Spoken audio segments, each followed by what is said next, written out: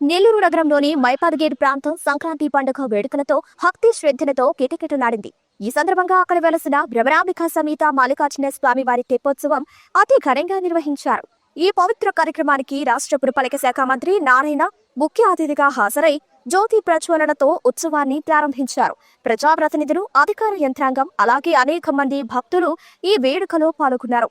వర్ణవర్ణాల విద్యుత్ దీపాలతో సుతరంగా అలంకరించిన తెప్పపై స్వర్ణాలంకారాలతో స్వామి అమ్మవార్లు బిరాజులుగా మంగళ వాయిద్యాల నాదం, వేద మంత్రోచ్చారణల మధ్య కాలువలు జలవిహారం చేస్తూ భక్తులకు దర్శనమిచ్చారు.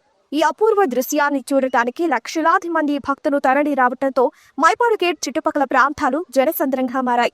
ఈ సందర్భంగా మంత్రి నారాయణ మాట్లాడుతూ 2014లో తాను మంత్రిగా అప్పటి మేయర్ అబ్దుల్ అజీజ్ తో కలిసి స్థానికుల అభ్యర్థన మేరకు ఈ ఘాట్ అభివృద్ధికి శ్రీకారం చుట్టిన విషయం గుర్తు చేశారు.